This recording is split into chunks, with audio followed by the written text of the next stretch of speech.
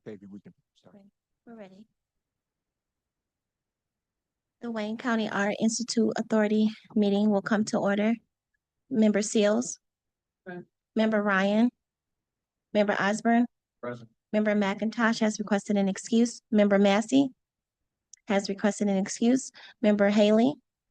Member Clementi. Here. Vice Chair Hayden. Here. We have a quorum present. Thank you. Next item, approval of the agenda.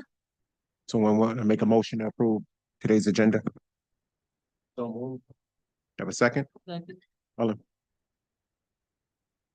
All in favor? Aye. Aye. Any abstention? Item C, approval of the minutes from the June 25th, 2026 meeting. Someone want to make a motion to approve those meeting minutes? Motion to approve meeting minutes for the June 25th, 2026 meeting. Do you have a second? I'll second. Any discussions regarding those meetings? All approved? Aye. Item D, report from the Vice Chair. I just want to make it clear. I know everybody's time here is very precious. And these appointments for all of us, and even for some of the people that's working, we have to be present for these meetings. So if any members that's currently serving on this commission, appointed or whoever, cannot fill these obligations, please see me or Octavia so we can discuss as far as next steps forwards, because we have to have a working quorum for the people of Wayne County to oversee our tasks at hand. So I just want to make that very clear and put that on the record. Item E, unfinished business, there is unlisted. Moving to item F, new business. The first item is the election of board officers. We're going to postpone, once again, regarding new members. I will make the recommendation to this body that we wait till we have more of our new members here before we start electing our officers. So I would like to postpone this to our next meeting. I'll make a motion to pass for the day on number 1. Support. Any discussion? Go ahead, member. Is there? Is your mic on fire? No, Thank you. now it is. Thank you. So just to echo the sentiments of the vice chair, since we're, and Commissioner Clemente, since we're postponing this till we have more members available, would it be appropriate, and I don't even know how to put this in the words, but I'll just say it, can we send like some sort of priority notice out to the members that, not mandatory, because you can't make anybody, well, you can make people do stuff, but we're not in that kind of business, but something that states that attendance is highly requested? So I think what we'll do, if I may, Vice Chair, our next meeting is September 1st. And I think right after this meeting, we will send that out, if we could do that, Octavia, and make sure that everyone has that on their calendar, and somehow put in there about that we will be doing this, and this, and I think that will, and then we can do a reminder after that. So I think that if we get ahead of it, and then of course the 2 new people that have been appointed, maybe a phone call needs to be put out by maybe someone to make sure that they're still want to serve. So I think those are 2 things that we can do. And I'm going to reach out to all of our new members personally, because we have to be honest with ourselves. I mean, if you don't have the time to do this, we just need to be honest. And we need to talk with how they was appointed from what department within the county to ensure that they're appointing people to this committee that has the time and the energy and the effort to go with the task at hand. So I will be reaching out to all of them about this mandatory attendance, because we can't get any work if we can't even sometimes have a quorum.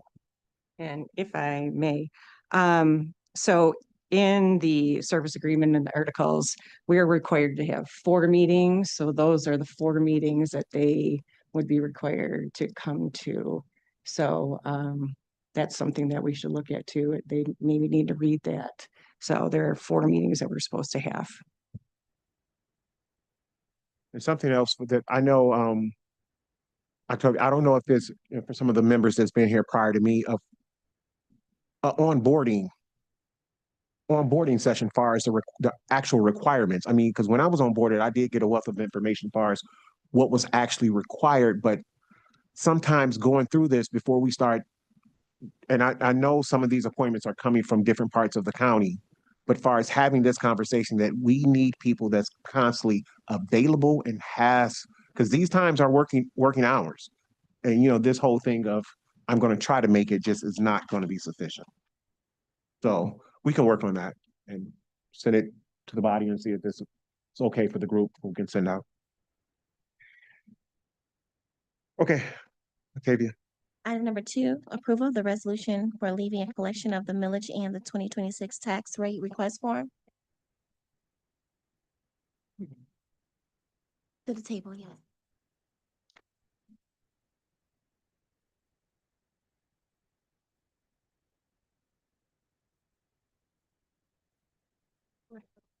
Okay. Hi, my name's Kathleen Pope. I work in assessment and equalization. I'm filling in for Scott Vandermerkel today, who sends his regrets. But I'm happy to answer any questions regarding the 4029 and that collection of that millage rate. Any members have any questions regarding the information we shared? I guess maybe just for the sake of us being on record, can you review what we're voting on? Sure. The millage was approved by the voters in 2020, March of 2020. It was a 20-cent approval per thousand in taxable value. You'll notice that there's what's called a millage reduction fraction. So that's developed every year, and it does reduce that initial 20 cents per thousand in taxable value. So you're still, it's a fractional cent. So last year for 2025, the collection rate was at 0.1968. For this year, it's just going from 0.1958. And that happens per how that voter initiative was written.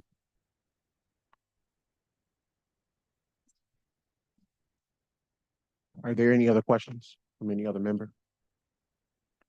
Sorry. So there's just a slight reduction in the millage this 2026. Correct, Okay. correct. So, so we take it out to 4 places. So really, you're not even talking about a cent. You're talking about that fraction of a cent. So then, the amount will be about the same this year that our millage will be running at. It should be very similar, especially because when you're looking at what the taxable value is across the county, properties have been selling relatively high. So again, that affects it because you're talking about that millage rate being placed against 1,000 in taxable value. So when homes are selling for more, when those local assessors are doing their job in the communities and making sure that that valuation is correct, times like this, you're going to see that collection rate. That 1,000th of a cent is not going to affect that collection greatly. I would say it would be rather minimal. And I think initially, when it passed in 2020, it was like an $8 million. I do believe it's in the packet. I don't want to go off of memory.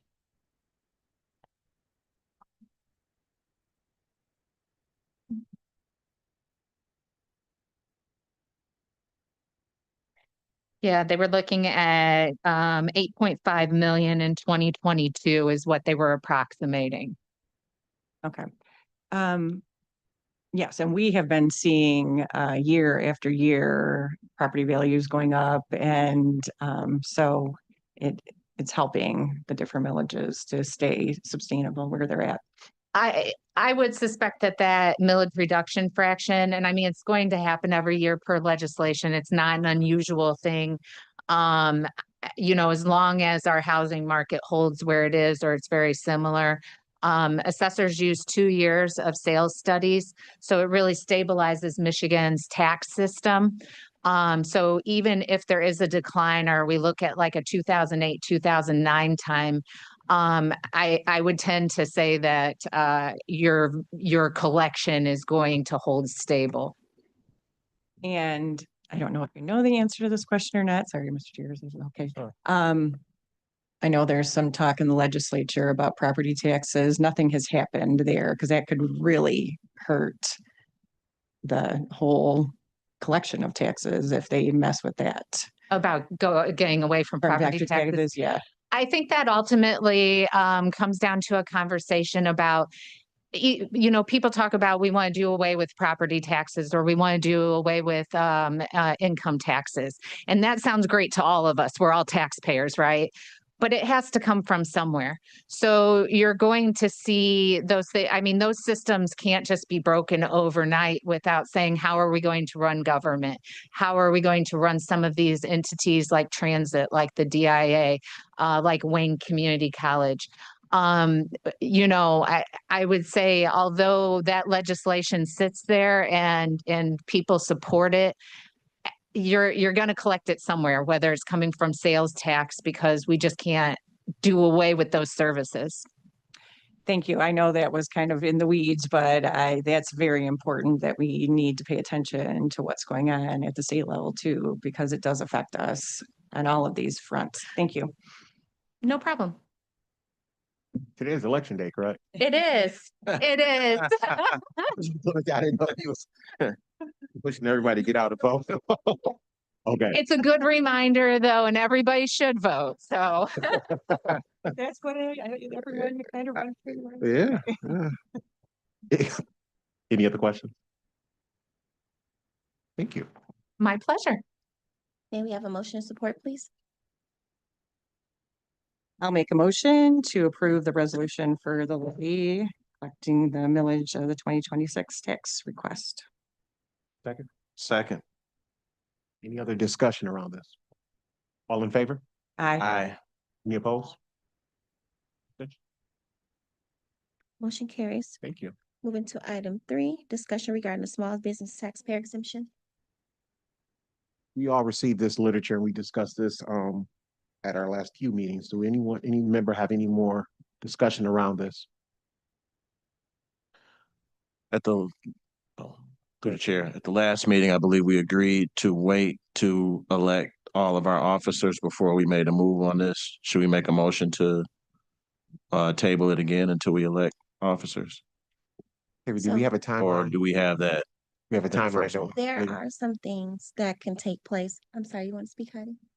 There are some things that can take place regarding getting this all active and into effect, and it requires no officers to sign. Like the bank account will require the treasurer and 2 other members. Is it? Am I correct? But you guys can vote on the attorney applying for the EIN and the Sigma number today as a board. How's the body comfortable with that? I am. You said the EIN and what? And the Sigma number? Sigma number? Yes. I make a motion to move forward with the small business taxpayer exemption, having our attorney Perkins Law Group apply for an EIN and the Sigma number. You have a second? I'll support. Any further discussion? All in favor? Aye. Any opposed? Abstention. That portion is good. Thank you, Perkins Law Group. Motion carried. Item number 4, discussion of a performance audit with the Detroit Institute of Arts. This is another thing we discussed briefly at our last meeting regarding doing a performance audit. For some of the members here that's been here prior to me, have this audit has ever been done? Or I don't believe so. I don't believe that a performance audit has been done. So, I guess we probably need to discuss later about what that looks like and how we measure, you know, the audit itself. absolutely. I have a question. So I wasn't at the last meeting. So, as an authority, we can have an audit of the DIA? Is that what we're asking for? Yes. Per our bylaws, it says we can conduct a performance audit regarding, So we would have to hire a outside somebody to do this audit, yes. and do we? I don't know what kind of money we have or anything like that to do that. So, what was the discussion about why we're doing this? I think the biggest thing is to ensure that what we are requesting and wanting and what was promised to us throughout the millage is done. Not just looking at it over a 10-year span, but shorter time periods. Like one of the examples is COVID. When COVID happened, a lot of the performance, a lot of the things, a lot of the things that were in the millage could not be performed. So as we move forward, just being able to audit and make sure that these things are happening, because we get our mid-year review and we get our end of year review, but we get our end of year review 3 months after the end of the first year. So we can't turn the car around. We can't undo things that need to be undone when we're only meeting 4 times a year, or we're only getting reports 2 times a year. So that was the point, to kind of monitor a little bit more closely at what the service agreement is saying. I'm sorry, I'm a little bit tired, you guys. It's just to help us monitor what's in the service agreement and what's being performed a little bit closer. That's what we're doing. Sorry about that. Absolutely. So just to answer Commissioner Clemente's question about audit or something like that. So in the service agreement, it's 2.6, it's on page 4, duty to submit to review. So and I can read it if that's helpful, because there is a review that's done every year by Plant Moran. We present that report at the year-end meeting. Like Member Seal said, that usually happens kind of 3 months into the calendar year, but certainly the narrative part of it could be available sooner if this group wants to do their year-end meeting earlier. The engagement with Plant Moran, there's a timetable with the auditors that I don't have control over, but I will tell you, so it's within 60 days of the close of the calendar year, the DIA shall submit to an annual review conducted by Plant Moran or another major independent auditor to conduct a review designed to determine whether the programs set forth in the annual service agreement plan have been performed. Review procedures must be designed to determine whether the programs set forth in the annual service agreement plan have been performed. The costs for such a review shall be paid for by the DIA. So we have done that review with Plant Moran every year of our service to the counties, the first 10 years, and then into this part of the second 10-year agreement that we're in. So I just wanted to give context to the group on that is performed every year. Okay, if I could just say something really quick. The last performance review, or the last review that was done by Plant Moran was not present. We asked them to be present. They, for some reason, they were never present. So this was an extra safety net put in place, that when we are unsatisfied with the way the report is done, that we can ask for something more. So as you said, to clarify and to answer Clemente's question, this is also an answer to your question.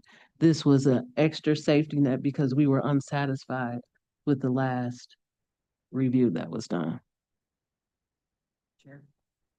Okay, I do recall that when we got that review that Plant Moran was not present and there was an ask for that. So so this is something that we would be initiating our own audit. I have no idea how much an audit costs. I have no idea what kind of monies we have to do that.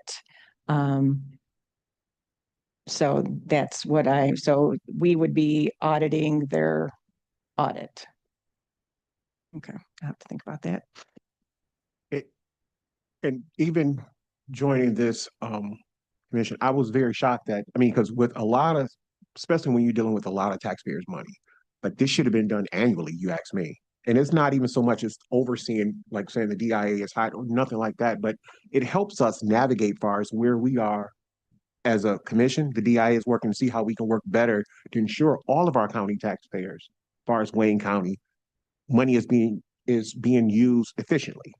And knowing the amount of money that the taxpayers is paying to support the DIA and how the DIA is supporting, our tri-county area, I think this is our duty to ensure that we're providing the very best service to these residents, but also we're all being accountable for the responsibility of the DIA and the money from our taxpayers. Chair. Absolutely. I would just like to ask our legal counsel, do we have in our service agreement or bylaws as an authority, can we legally do that? Can you The please put your service agreement. microphone on, please? Hello. So I would have to go through your bylaws, and come back to you with a legal analysis prepared for the board in that regard. The ability to compel someone to do something or to that effect, would have to undertake a thorough legal analysis in regards to that. Okay, I'd have to go through and read, Yeah. because I know that, there's the difference between a board and an authority and different things that we can and can't. I haven't heard of it before, so thank you. Through the chair, and I think, as Clemente said, she would have to think about that, but also as a board, we vote on these things, and once we get a legal analysis, I think it's important for you as the chair to see what could be done and what our options are, because this is an issue. This is a problem that we had, and we're trying to navigate what we can, what we cannot do. If we cannot do an audit, then what are our other options? What are our options but for Plant Moran to not just be at the meeting and they still have not come forward, and we're talking about last year's numbers, and we're in August of this year. As we go into the new service agreement, which starts in December or January, we want to make sure that these safety nets are put in place. So, and to legal, even not just even our service agreement, but our bylaw, as far as what is our authority and our position, as far as even making amendments to our bylaw. So if this is something that our service agreement where we cannot do, which it seems like from me going through it, and I haven't been to law school in a while, it's there, but how it's explained is something that you guys will come back. And far as do we have the authority, if it's not spelled out the way we do, and we do it. So under MCL 123.1229, the authority an authority shall obtain an annual audit. So an annual audit shall be provided. Now, if it hasn't been provided, then the board or the authority or whomever shall provide it is in violation of the statute. Now, whether you want to take legal action on that in order to compel that audit, because it is mandatory under the language of the statute. So if it hasn't been provided, there can be legal action taken. Now, I'd have to do further research in regards to whether it be a writ of mandamus, because it is a it's a non-discretionary duty where a writ of mandamus would be appropriate because the shall is mandatory under the language of the law.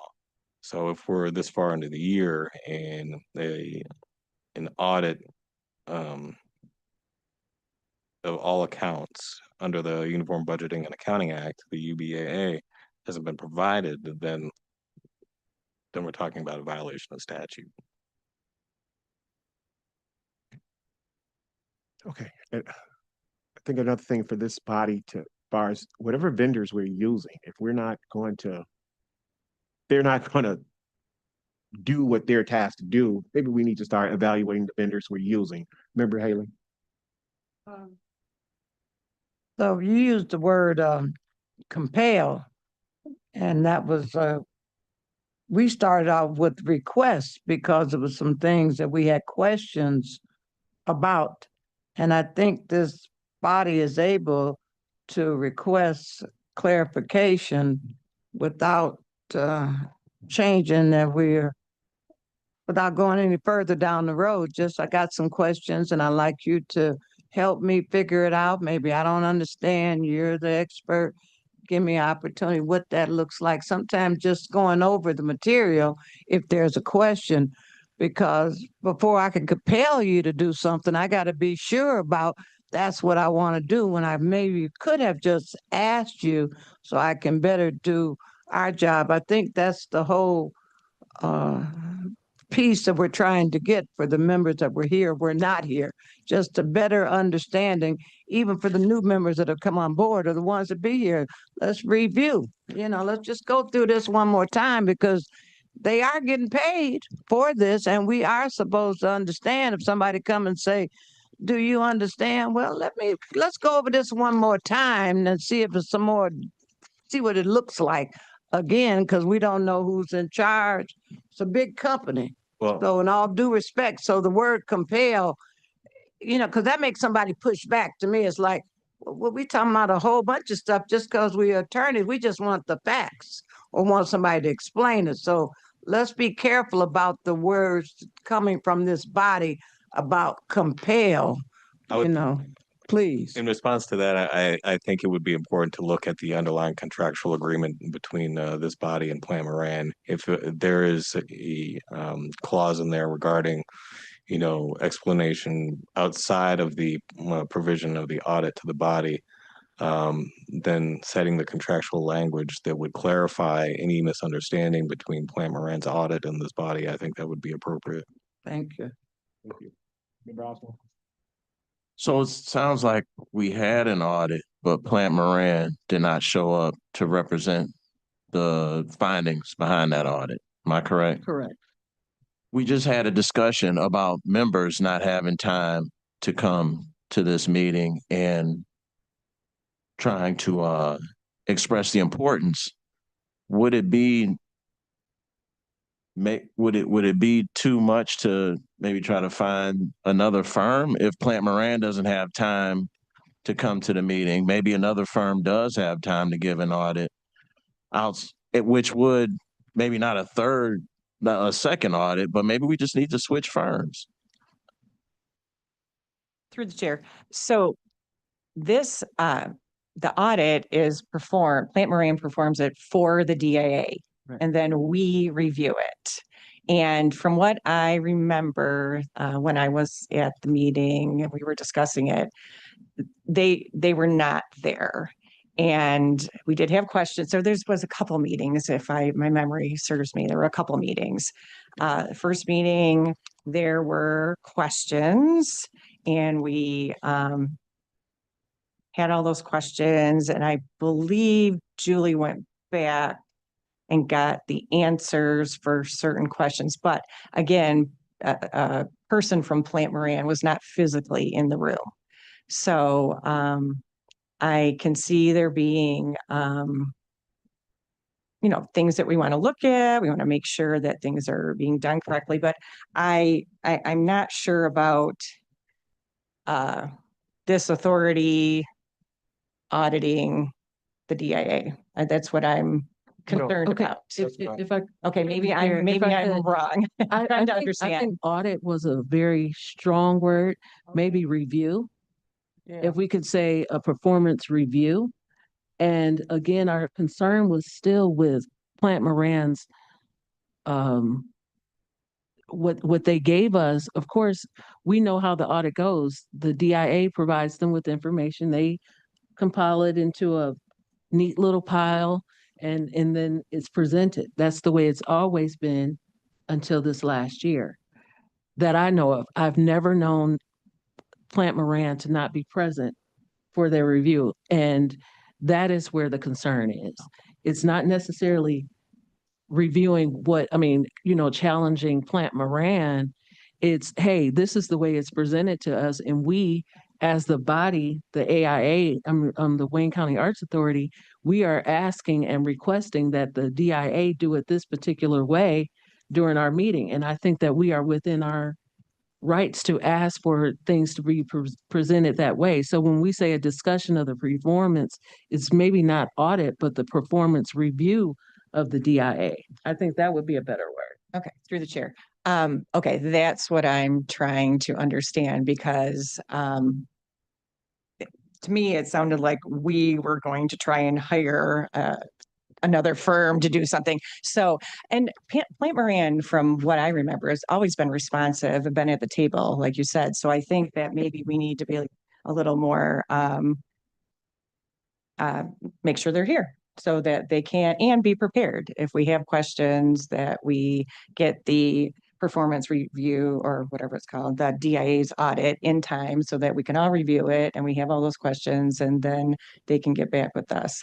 I guess the wording was, to me, didn't quite make sense. Now things are starting to make more sense. Yeah, I agree with Member Clemente and Member Seals. I fully support what you're saying. I just had to understand because when it said audit and they didn't show up, I was like, well, we paying them a good amount of money to show up for an audit. Why wouldn't they just show up and answer questions? But I understand what you're saying, a performance review, so that we can make sure that what's encompassed in the service agreement is actually occurring. Your example of 2020, what happened, that's a great example. And you never know what tomorrow brings. So it is good to know that it's good. Thank you for the history. Thank you for representing this agreement. And I agree with you. I support what you're saying. So if I could, through the chair, the biggest problem, well, not the biggest problem, but the problem that brought all of this on was the busing and the amount of money that's being charged for each bus, each bus. We didn't know, we don't have an idea how many children were on the bus, how they came up with that number. And the amount of money varied so greatly. That is what red flagged me to even ask the question. So when we asked, it came back, yeah, this is how many, this is what each one charged, and then it was all of these other things, and we also pay for PR, we also pay for this, but that wasn't the question that was asked. The question that was asked was, how much did they charge per bus? How many children were on the bus? This is what we want to know as the authority. And that question still hasn't been answered because they never came. So this was just, again, another safety net to be put in place, and maybe the word audit was harsh, but review, a performance review has to be done more than just at year end, because now, like I said, we're in the next year and the same thing could happen. And this is something we want to correct it from last year. So I think that's the word audit was just, it sounds good, but maybe just review.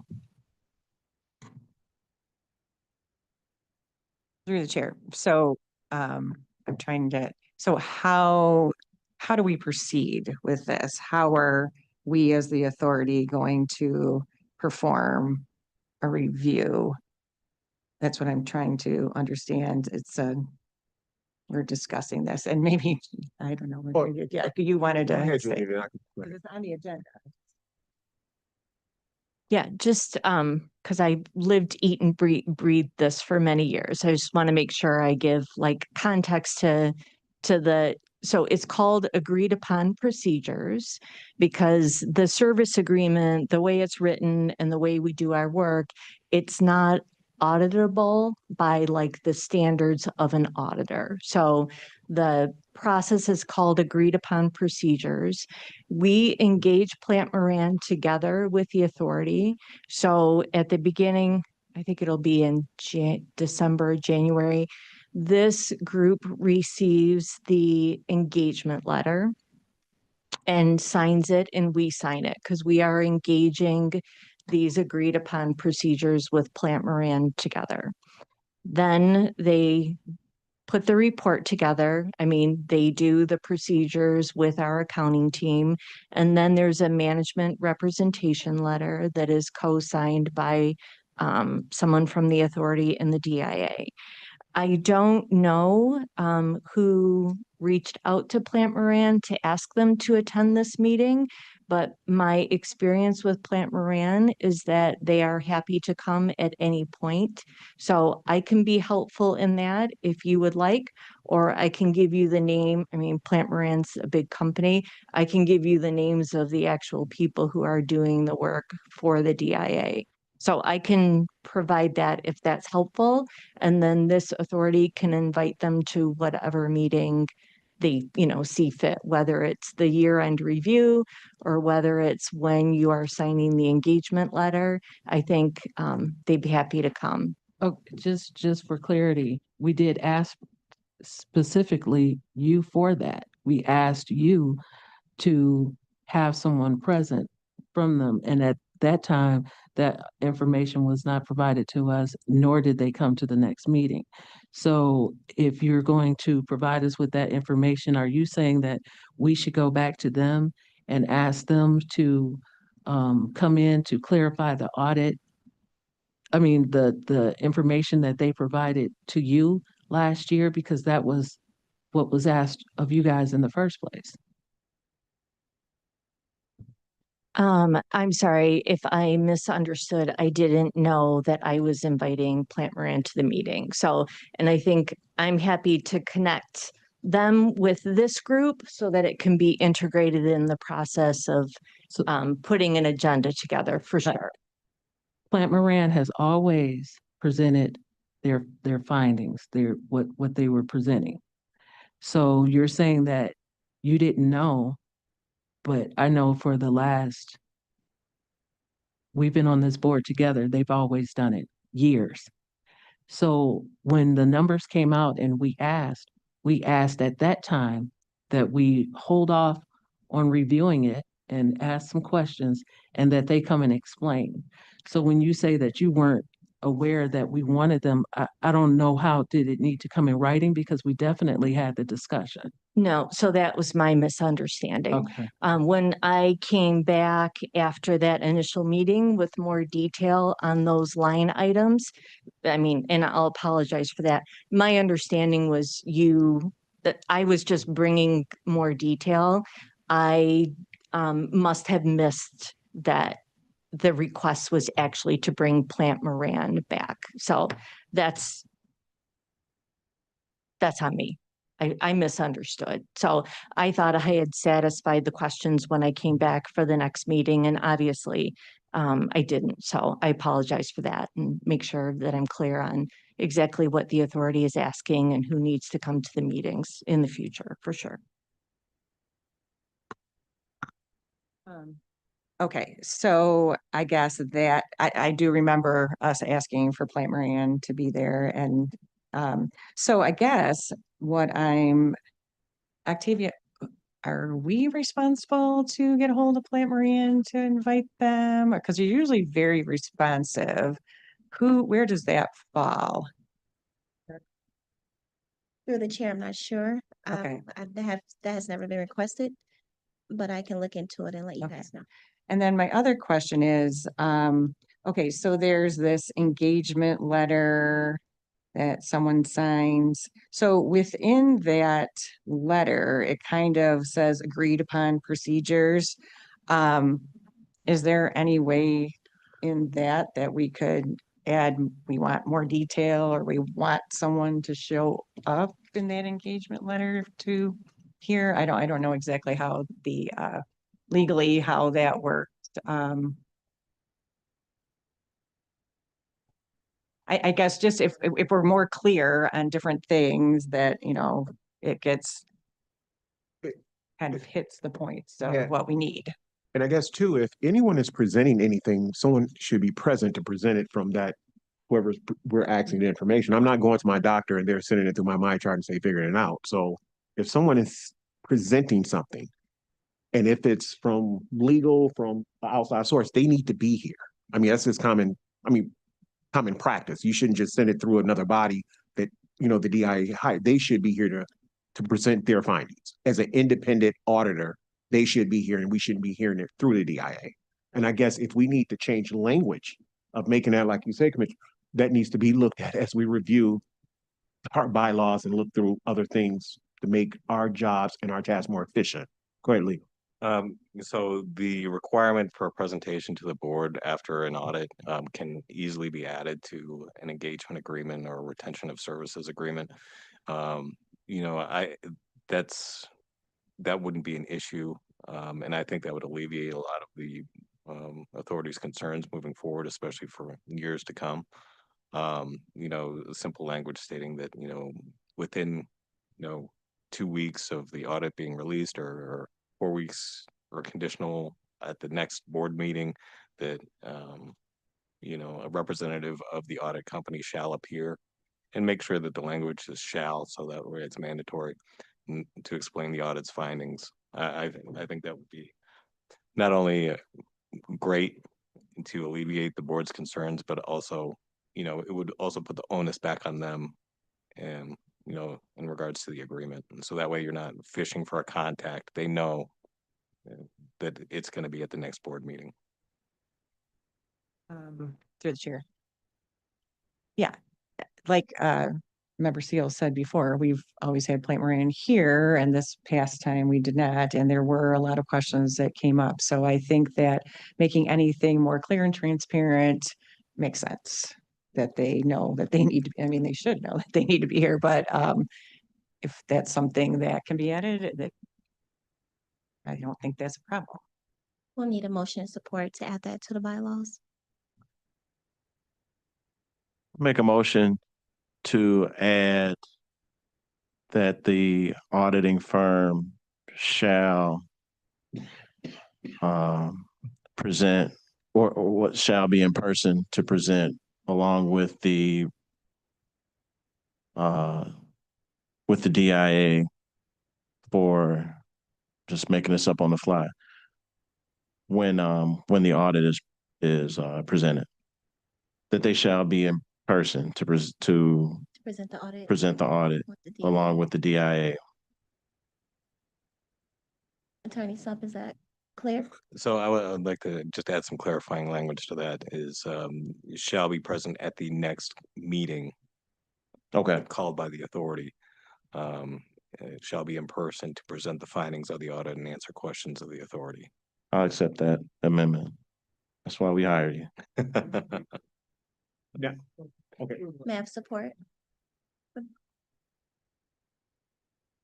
Is this just for audits, or should this be for any contractual person that's doing work through the DIA in behalf? Because shouldn't it be more general far as just, or legal, you advise? So you can add that language in order for, any service agreement that is entered upon by the authority, the representative shall be available following the termination of the service agreement, or the findings of the service agreement, to explain the findings at the next authority meeting. However, if you leave the language that broad, any company that you contract with falls under that language. So if you have someone for just a basic service, are you going to mandate them be there? That can be waived. However, it's really up to the authority if they want to mandate that for every service agreement that they enter. You can, and then waive it, in the specific language of the service agreement that you do sign. you can waive, subsection XYZ. This service agreement is not subject to the mandatory reporting requirements of the authority's bylaws. It's really up to the authority on how they want to proceed and whether they want general language reporting requirements or whether they want it specific to the audit. And I guess I will look for guidance from this body because I just don't want to go back and, if we're hiring some whatever and we need to pull them, then we're having this discussion again, opposed to just sending something saying, hey, you don't have to attend for whatever, or Okay, I mean, then you would just say, any service agreement entered into upon the authority, the contracting body shall report their findings after the findings are released at the next general meeting to the board. and it could be subjected to being in person. I mean, either that or you just add the contract language to each individual contract. But if it's in the bylaws, then the people would know it as well. Exactly. So it's not a surprise. People won't say, "Well, I missed that clause," etc. Through the chair. So you're talking about bus companies, artists, like you're saying every contract that they enter in. I feel like that's a stretch. So if it's in the bylaws as a general provision, then it would be, and it's not limited in its language to an auditing authority, then it would be every contract that the authority has entered into would be subject to that provision unless it's waived in the contractual language of the service agreement with that contract or contractor or contractee. So, in that contract, you could waive that language, or in the contract, you could include that language. If you want to just put it in every service agreement, so that way it's not part of the bylaws, but you just have a general service agreement that includes that reporting requirement into it. Outside the bylaws, it could be done that way. There's a variety of different ways, but the issue as stated is if it's in the bylaws, then every service agreement that the authority enters into, everyone is going to be subject to it. So like you said, bus companies, catering companies, etc. Any service agreement entered into by the authority. We could do a general addendum to service contracts that you can include that we would add as a reporting requirement. So that way you just say, you're subject to addendum A for your service contract, and that would be the reporting requirement. Through the chair. So our bylaws, our contractors are subject to our bylaws. This is confusing. So, Sorry. I so think we're getting way. Yeah. the bylaws are the bylaws are just it's the constitution of what this authority operates under. And so if the authority states that everything is subject to this agreement, if the authority has to enter into an agreement with this requirement, then it's not that the contractor is subject to that, it's the authority is bound by that reporting requirement. So it's not that the contractor is required by that, it's the authority is bound to have that requirement in it. So I think it's the shoe is on the other foot. It's not the contractor, but it's the authority that has to abide by that in its contractual language, because it's stating that every contract that it enters, must have a reporting requirement in it. Through the chair again, but aren't our bylaws just internal, like here, not? I guess maybe we need to back up a little bit. And what exactly do we want? In plain, non-legal language, what do we want to have happen here? Because I feel like we're getting way in the weeds about what we actually need to be focusing on. I think you're correct in that assumption. I think just addendums to service agreements, we can just have general language that you put in your service agreements stating a reporting requirement. So every contract you enter. Truthfully, I just want to go back to where we were in the beginning and just have Plant Moran present when we are discussing the audit personally, but I'll let everyone else Can we- decide. Can we do what you just said and make a motion to have in-person reporting at the next general meeting when it comes to service agreements? And we have the ability to waive that depending on what contractor it is? You can have that in the bylaws, he's saying for all service agreements, reporting must be done. But that can be waived, under the general duties and powers, the authority to enter contractual agreements. So that language could be added, correct? So as general duties and reporting are, I think we are just trying to get Plant Moran to report on what they found and then not have this happen again. correct. The key With is not, any is not one. happen because we're just here for a certain period of time. I don't want to leave Right. what was left or vice versa, as far as what was given, we want to preserve. So I don't want this to be dealt with the next members of the authority, as far as they're going back to the same thing. So if we can, whatever language legal is recommending, just for us to get a waiver, so we don't have 80 contractors lined up at this table, for us to just have an option just to review it as what we're looking for. And of course, from the legal expertise, we will be looking for is that language drafted from you, recommendations from legal of what that should say. And I know, remember, Osborne, you do have a motion on the floor as well, and we do want to get out of here today. But if we have to stay tonight, we're going to stay tonight. No. But the audit is, I was trying to pull up the bylaws. I don't have them in my phone or my iPad, but the audit is captured in our bylaws. So, apologies. Or is that in the service agreement? So it is in your first amended articles of incorporation. If we look at Article 5, and it is item 10. So what you can do is just amend item 10 under your articles of incorporation to include a reporting requirement at the next meeting held. And that would, one, it would do away with any generalities towards any other contracting authority. And then it would also specify that the auditor must be present at the next meeting to report its findings to the authority. So that, I think, would satisfy the issues with Plant Moran, as well as kind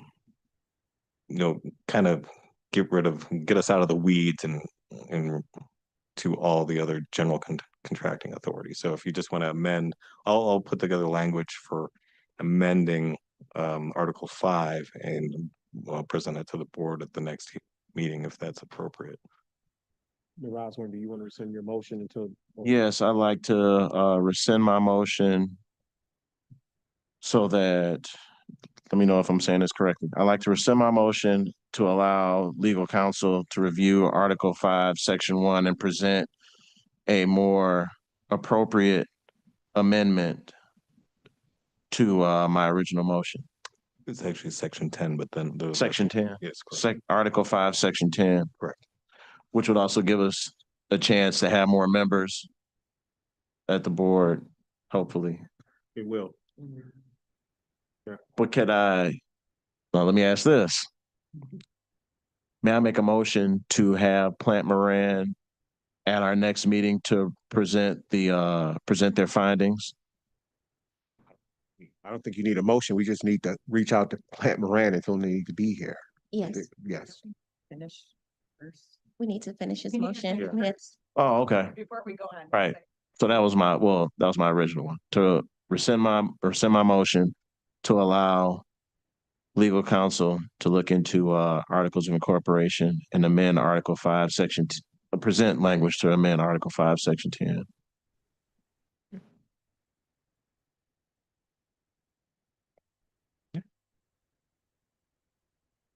Second. Have a second for this rescind? Oh.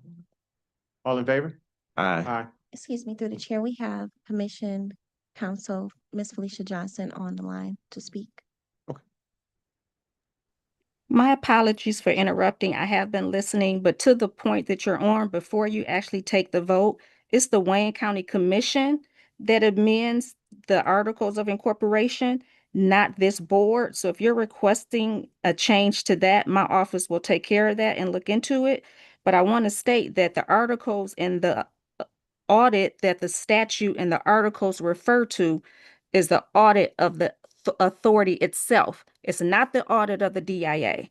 However, if you still want us to look at a change to the articles, my office can work with Perkins law firm in this body to make that change, but that is a change that would need to be made through the county commission, not this board. Perfect. Yeah.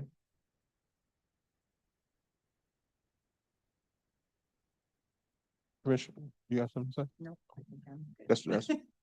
That's where she lies. Commissioner. Octavia, Julie, please let Plant Moran know that they are walking into a blender.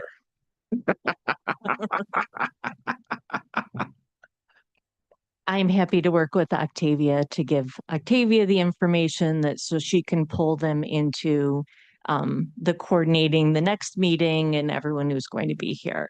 And I'm certain they'll be happy to attend and walk through and give clarity to everyone and make sure that these procedures are satisfying the service agreement. Thank you. Anything else? So are we covered with this motion? Okay. So we have clarity now, correct? Or are we still screwed? Okay, I'm gonna go. So regarding our performance, not audit, but a performance review, that's what we're gonna have objective of scope far as what we will work with far as dealing with that, correct? Any questions regarding that before we move on? Just one statement. Understand that when we're talking about Plant Moran, that is just one item when we are discussing what we are calling a review, a performance review. So although bylaws may not be changed and they have to go through commission, a review is still an option for this board or discussion. Because these types of things happen because there was no because we did not have a discussion.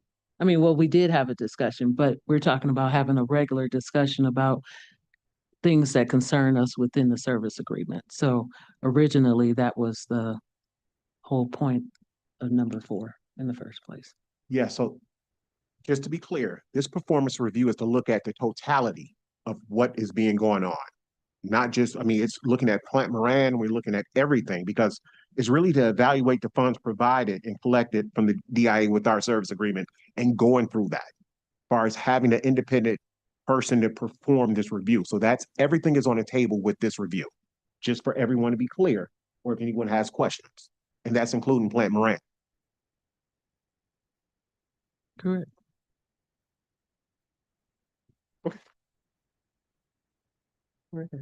We're at G. We're at G, such as the matters as may be properly submitted before the authority. I do have something, Chair, Vice Chair. So within the bylaws in section, I believe it's 4, it states for the officers that each officer shall hold office until his or her successor is appointed. So meaning that the current officers, the term expired yesterday. So you guys may carry on in your positions until we elect officers. So everybody's okay. Just want to clarify that. And although they're expired, you still carry on. So we have Ms. Lolita as treasurer, Member Seals as the secretary, and you as the vice chair. So you guys can carry on until new officers are elected. Thank you, Octavia.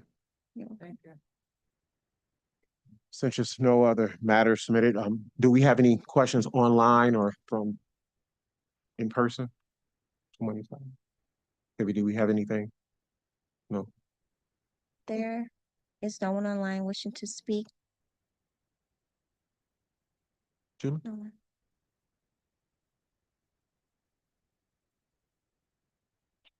So just wondering if I could give like a quick update on a few things. This isn't a reporting meeting for the DIA, but there's a lot going on. So just wanted to draw your attention. When I pulled up today, I saw the DIA van parked in front of the Guardian building. So today is installation day of the Wayne County High School show, a portion of it in the Guardian building. So I'm going to be trailing after my staff after this meeting to see how it's going. I think they're installing, they're being directed by the county executive's office, who's very gracious in helping us navigate our way through the building. So I believe it's in the promenade. I believe they'll be on the 7th floor here. And then I think in the county executive's area as well. So that will go up today. Everyone should have received an invitation to our mural unveiling in Allen Park. That's this Thursday at 2 o'clock. We have 2 other murals. We completed the one in Livonia and had a celebration 2 weeks ago. And then a little bit later in the summer, we'll finish up in Gross Eel. So if you're around Allen Park on Thursday at 2, we're going to have that celebration. We completed our first in-person engagement at the juvenile detention facility last Monday. We are working with a group of students who, through their compliance with the program, they're making this experience available to those students. So we worked with 6 students last Monday. The team came back really happy with how it went. Reports from our contact at the JDF is that went well. We'll be doing another one in August and another one in September. And then we'll kind of talk about how that went and see how we want to move forward if we want to make any adjustments. And those are all things that this group has helped us make those connections to, particularly navigating the Guardian building and getting to the right people at the JDF to be able to have an on-site engagement work. And then just finishing up, we were talking before the meeting about our engagement on jazz on the Avenue on Saturday. This is either the 3rd or 4th time the DIA has added that event to their roster of drop-in art making at fairs and festivals. As promised, we brought fans this time, which I shared with the group last time we were here. Sounds like maybe we should have had DIA umbrellas, but you can't keep up with the weather. And the team did report in to me this morning that it was the highest attendance at the art making table since we've started going to Jazz on the Avenue. So just wanted to share a few things before we closed out this meeting. Thanks, Julie. Anyone else? Overhead. Just like to thank the DIA for your participation with the juvenile facility. That is a big deal to all of us, and for your participation in the community. And I want to say thank you for that and for the Guardian building. If you can't see it, you can't be it. And I appreciate the support, all the things that you do. They don't go unnoticed, even when we say it several times from this board, but you do hear us and you do respond. Thank you. Thank you, Member Hagan. Anything else? Motion to adjourn? So moved. Support. All in favor? Aye. Meeting adjourned.